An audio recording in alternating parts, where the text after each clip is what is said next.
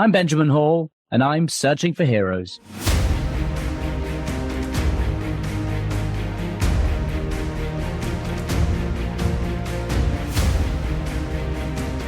Well, ladies and gentlemen, thank you so much for joining me again today. And look, I will start off by saying that this week, I was going to be speaking to Trey Yingst, our chief foreign correspondent, but because of everything that we have seen inside Israel, Lebanon, Iran, he won't be joining us. Now, I will say we were going to speak because this is the week that his book comes out. It's called Black September. It's an incredible book, all about his own experiences covering the recent conflict, covering the conflict in Israel since the Hamas invasion. So please, if you have a chance, go out and buy it. But look, Trey right now, I think he was recently been embedded with Israeli troops inside Lebanon. He's been watching the rockets fly overhead out of Iran. So I totally understand that he can't join us. But we're going to have him on in the next week or two to catch up on that. But that means that today you are going to listen to another very special guest, and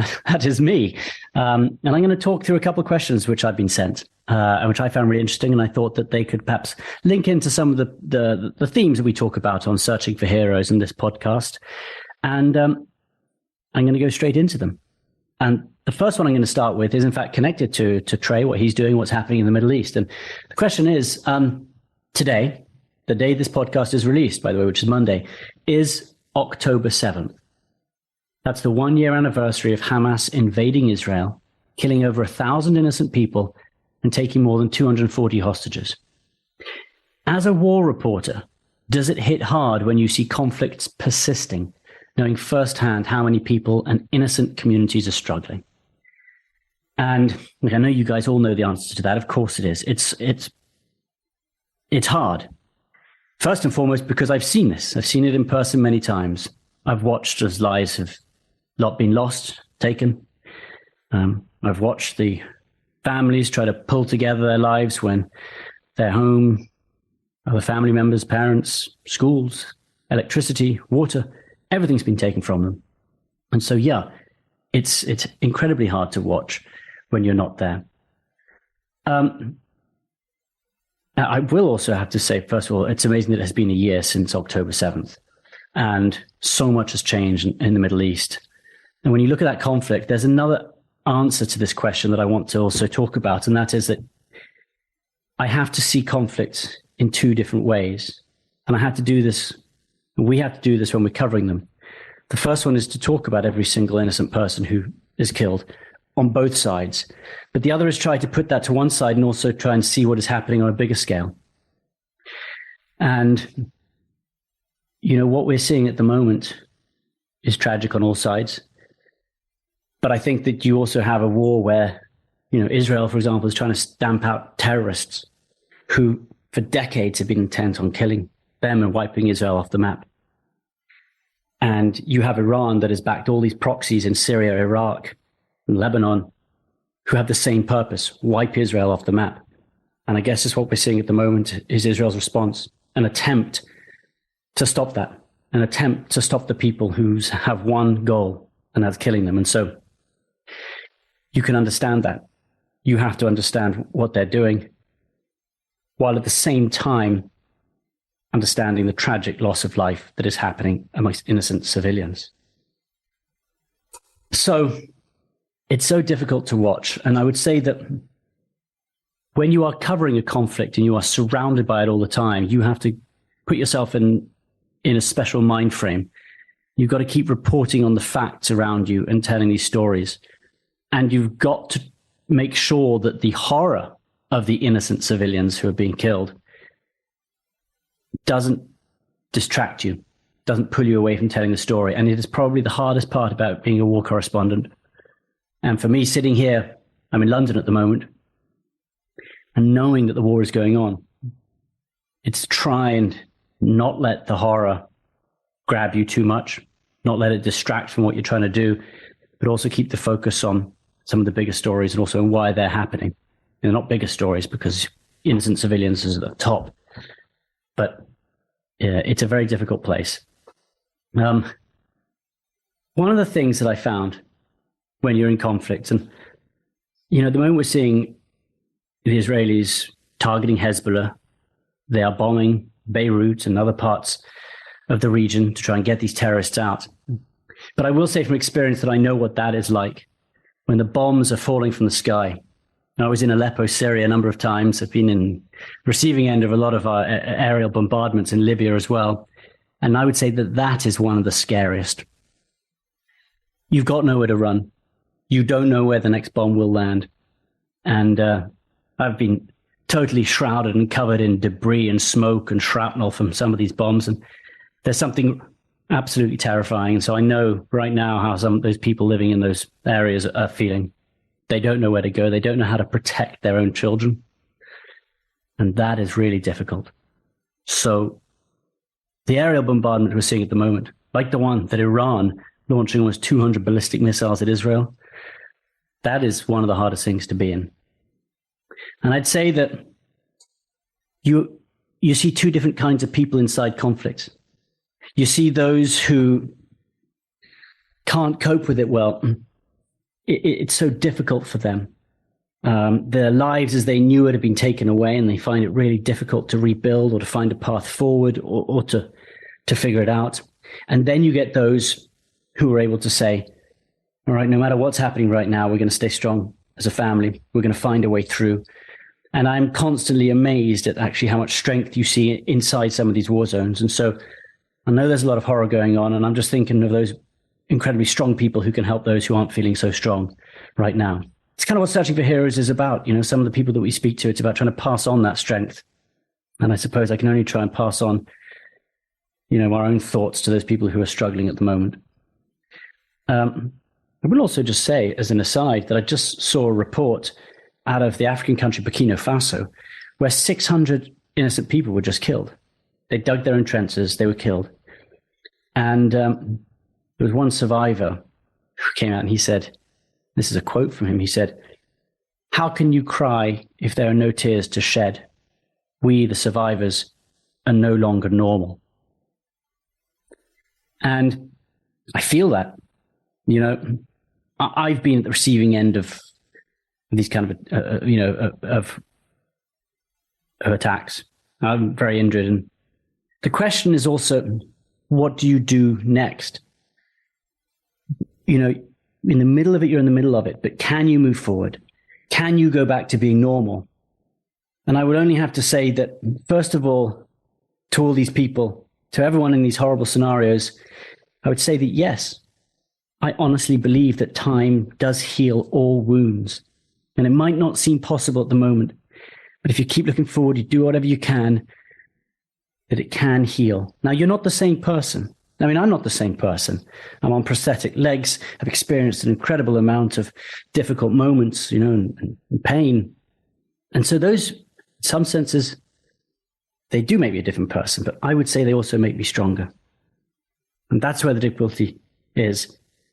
How can you get through these conflicts? How do the people in all these countries in the Middle East right now, or in Africa, wherever else there's a war, in Ukraine, how can they keep their eyes on the fact that this will continue and it will be brutal? But if they can stay strong, stay together, they can find a way out the other side. And I think that you've got to keep trying to find that sense of positivity. Maybe positivity is the wrong word, but a sense that you can get through it. And don't let it get control of your emotions too much. Learn how to put those to one side and move forward. As in another aside, my own father was a kid during World War II. He was held in a Japanese prison camp from the ages of 8 till the ages of 12 in the Philippines, where he was born and raised. And changed him forever. His mother was killed, his aunts and uncles were killed by the Japanese. He had an incredibly difficult childhood. And he was rescued by American soldiers, the GIs who came. But I watched him my whole life, amazed at what he had gone through and how he had gone on to be quite a success in business. And he built a great life, and he built a strong family, and he imparted great morals. And one of the lessons I learned most from him was, look, you can go through these horrible events. You can be at the bottom with everything taken away from you. But you can come back and you can build on it, and you can build that better and stronger. And my father did that. And so I know right now it's painful for so many people in the middle of conflicts. And you know what? This isn't just about conflict. I will say this is about if you're going through really difficult things in life in general. That could be business. That could be work. That could be family issues. You can always build back better. You can build back stronger. But I know that's tough to tell people when the bombs are falling all around them. So my thoughts are with all of them. And I just hope that they can get the terrorists. I hope that that's how this ends. And I hope that it doesn't mean that the ideology that these terrorists espouse doesn't grow stronger as well, which can also happen. So very difficult, but I'm glad that I got a chance to sort of just give you my thoughts on that. More of our conversation right after this. The next question is, it's about similar actually. It says, as someone who has reported from war zones and was nearly killed while doing it, is it challenging having friends and colleagues like Trey Yingst still out in the field doing that? You obviously know how important this journalism is, but it's scary after what you've been through. And I kind of answered some of those points in my last answer, but it's interesting. Yeah, I think about them all the time. I hope they stay safe. I know the teams they're with, a few teams out there at the moment, cameramen, producers, all doing the right things. And I just hope that they are able to keep their eyes focused on the work they're doing. What they're doing is so important. We need those voices out there to tell the viewers back home what is happening. Without them, I think we would be in a very different world. And so first of all, my hat goes off to each and every one of them for the work they're doing. The next feeling I have is honestly that I miss it. It's a strange thing when you cover conflict. It was what I did for 15 odd years. And I was back in Israel and I was in Ukraine, in the last sort of 8 months or so. But once you are doing it, there's little else that really matches it. And I've spoken to so many soldiers who say the same thing, that, when they come home and they've served, and they particularly say in the Middle East, those guys in Iraq and Afghanistan, and you go home again, it's difficult to find the pace of your life again. And nothing quite lives up to that. And look, the truth is the same with me, war correspondent. Wish I was out there. I just felt it was so important, and I love doing it. And I feel that when you are experiencing the very edges of the human experience and you're seeing these things up close, it makes you stronger, but it also makes you feel like a small little part of this world. And you have a front seat to history. And I believe that life is about doing your best to convey that, experience those. So I think about them every day. Speaking to Trey a couple of days ago as well, we were texting, messaging, and I know those guys are doing a great jobs. So I miss it. I miss it myself, and I watch them on TV, and sometimes think maybe I'll be back out there. Maybe I'll go back out. But I got to run that past my wife first. So that's a big question. Now, the next question is that you're coming up on 1 year, and this is amazing, 1 year of doing this podcast. What have been the biggest surprises for you becoming a podcast host, and what's been the most challenging part? Has it gotten easier over time? And how is it different than reporting for TV? Well, I'd say, first of all, that does it get easier? I'll be very honest, it depends on the day, depends on the mood you're in. I think that is true with life. Some days where I can't wait to get the interview going. I'm so excited about it. And there are other days where I can't, just try to put my finger on the direction we want to go or the questions we want to ask. And so the truth is, like every single day, some days are easier than others. But what I have learned more than anything else is that every story is so different. Every guest is so different. And I've really learned that you just have to let them talk often. And usually the most interesting thing that you will hear during a podcast is one that I was not expecting. It's an angle that I was not expecting. And I find that absolutely fascinating. And again, the same is true when you walk down the street and you talk to someone, which I've been, by the way, been doing a lot more of since I started this podcast. So fascinated with now talking to people. That you start talking to people and everyone has a really fascinating little gem inside their life or their story or their recent experience. And so I've really enjoyed doing that. And I would also say that it is easy. It depends on the person you're interviewing as well. There are some people who you sit down and you start talking to, and straight away, and again, this is true for life itself, straight away you gel with them. You're on the same page. You've got the same themes. You know what you're doing. And others where you might come from different worlds or something very different, and it's difficult to move forward. Those are the ones that I think I would get most sort of enjoyment from doing, because they're the ones that you've got to really work out. And I suppose that's what being a journalist is about as well. It's the hard interviews. It's the ones where you've got to try and figure out what someone is either holding back, or try to get them to really open up with you. So that's, I think, one of the things that I've enjoyed doing most. And again, resilience. You know, that's what we are trying to talk about here, searching for heroes. And I would have to say that of the things I've learned, I would say that sense of resilience is in absolutely everyone. And the people we speak to have gone through something that's really difficult. They've had hard moments, whether it is, Paralympian, someone who's gone blind, whether it is you're getting your hand stuck, while hiking. Some of those people weren't expecting, never thought they would have to be resilient, but they did. They found a way to be resilient. And more than anything, I hope that that's what the listeners to this podcast realize, that you might not realize that you have that strength, that resilience inside you.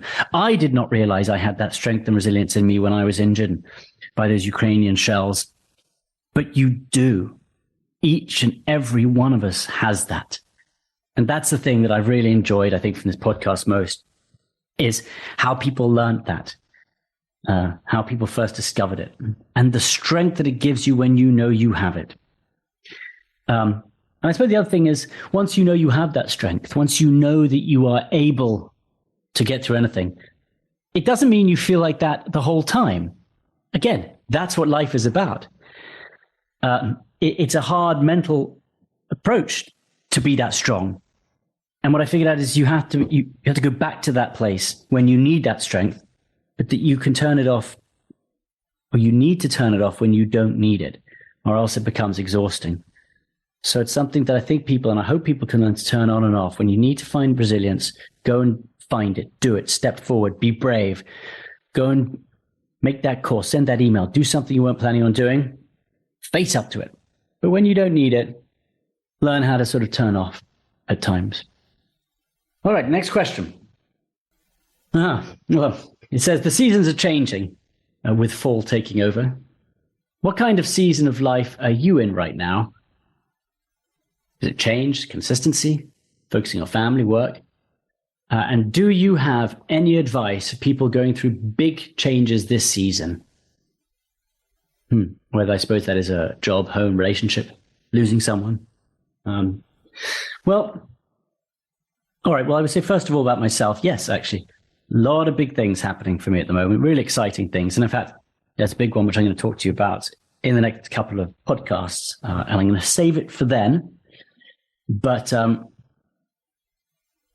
I think after Ukraine and after I was injured, I've just been so set on trying to do as much as I can, not to waste a moment.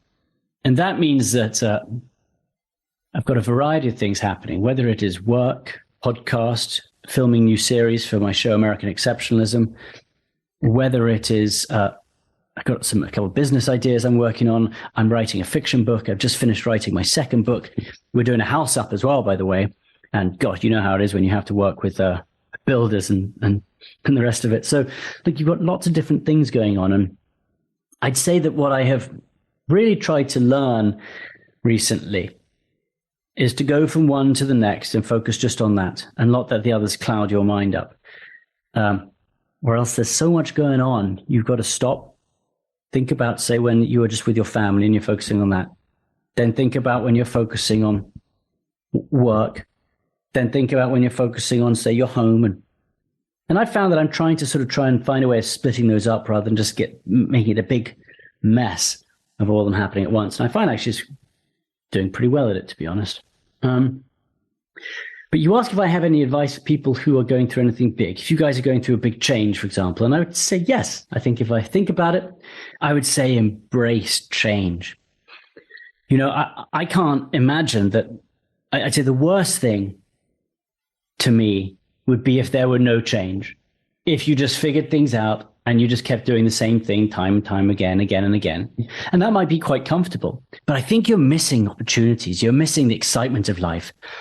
And so when something difficult comes up, or when you have a change to make, or when you're doing something you've never done before, or whether something bad has happened, turn around and embrace that change. Look at it and say, I'm going to figure you out. I can figure you out. I'll find a way to figure you out. And I know I can do it. And I'd also say, know that once you have figured that out, once you've gotten through something difficult, that's when you feel really rewarded. That's when the good times come, because you have to work hard to get the reward. And so what I would say is, if you've got something difficult coming up, if something tricky is happening, embrace it and say, yes, it's hard, and that's why I like it. And I'm going to beat it, and I'm going to do better than it, and I'm going to get through it. And when you do, that's when you really get to pat yourself on the back. So yes, things are difficult, but don't hide from them. If you got something that's changing, something that's different, just go for it, embrace it. And I think that would probably be my advice, I suppose, about change and the seasons. But I hope in some way that helps. All right, what's the next question? Well, this says a bunch of good TV shows and movies have come out recently. Are you a big TV or movie guy, or book or podcast guy? And do you have any recommendations? Well, for me, it is, and this is actually only over the last, I'd say, year or so, I am book heavy. Every night, some years ago, end of the day, you put the TV on, that's what I would watch. And I don't do it anymore. Instead, I pick up a book, and I'm reading some incredible books. And I just have, maybe it's because I've been writing a few books recently, but I've just found that it's a whole other level of interaction and enjoyment in the worlds that you partly create in your own mind as well as the author. You could ask what books. I'm actually at my desk right now. Let me grab what I've got, what I have been reading. Well, I started this book called The Chinese Phantom, The Hunt for the World's Most Dangerous Arms Dealer. And it's fascinating. It's about this Chinese arms dealer. It's written by some journalists who won the Pulitzer Prize. And it's fascinating about how this Chinese arms dealer, very likely connected to the Chinese government, is providing weapons to a whole lot of the bad guys around the world. And I was actually starting to read that because I thought he'd become a good character in a book. And I also think it's important for us to realize what China is doing out there. They are well and truly an enemy. They are certainly no great friend of the US. But it's a fascinating book about the black market and the arms dealing that goes on around the world. I've also, again, just recently reread Endurance. That's a story about Shackleton's version, trip to get to the Antarctic. Both because the astronaut we spoke to, Kelly, actually it was one of his favorite books. And it was a book that I read when I was recovering too. But again, it's about resilience. It's about getting through difficult moments. And I've just got to think that sometimes the young generation maybe don't have that. And I'm desperate as a father to figure out how to make my children resilient. And if they're knocked down, don't get upset with it, find a way through. And then also reading a book called On Call in Hell, and that's because it's by a colleague, well, a friend, called Rich Jadok. And he was one of the guys that came into Ukraine, risked his own life to save mine. And it's a fascinating story. He was a doctor and got a Bronze Star, Combat V for Valor. And he's an amazing guy. And it's just about how he basically was one of the guys who changed the frontline operations when you help troops in places like Fallujah, etc. Immediately. So it's an older book, that one, but it's absolutely great. So those are the books that I've got on my desk at the moment. Oh, and sometimes at night, I often read the Vince Flynn books, which I'm really enjoying. Give me a good thriller at the end of the day. And that's the one I usually fall asleep to. So bit of adventure in there too. One that also talks about, that's someone else who gets through almost anything. So those are the books I'm reading at the moment. And again, as a parent, I want my kids to read more books. I think it's an incredible thing to do. So question number 5. Let's see. To wrap things up, let's bring it back to searching for heroes. This Let's do that. Let's bring it back to the podcast. What are the biggest takeaways that you've gained from your recent conversations? Well, I think that I've answered a few of those in the question before last, but that's it. I think that we can all be heroes, each and every one of us. There's no doubt about it. And how I was surprised in almost every one of my guests, with almost every one of them, I'm surprised at what you learn inside them. And, life is about ups and downs. It really is. That's what makes life interesting. And I guess you just wouldn't appreciate life if you didn't have that. So, look, thank you very much, everyone. I know we didn't have a guest on today, but sometimes it's nice just to sit here and chat myself. I don't think very many people in the world get to just sit down and chat, and hopefully people listen to it. So I hope you've enjoyed today. I hope you learned a little bit from it. And I tell you what I would really, really enjoy, for those of you who are listening, I want to hear your feedback on the podcast, on the guests. I'd like you to reach out and tell me what you would rather, or different directions, or people you would suggest I speak to, or if there are more angles you'd like. Because you are the guys, all of you, who we're doing this podcast for. And I hope that in some ways it can help benefit all of you guys as well. So thanks very much again for joining us. And go and have a great day. Grab every opportunity. Don't let it waste. You've got the strength inside you. I absolutely know that. And don't wait. Don't think about things too long. Do it. Go and do it. And if it's difficult, enjoy it even more. Thanks for listening. Listen ad-free with a Fox News Podcasts Plus subscription on Apple Podcasts. And Amazon Prime members can listen to this show ad-free on the Amazon Music app.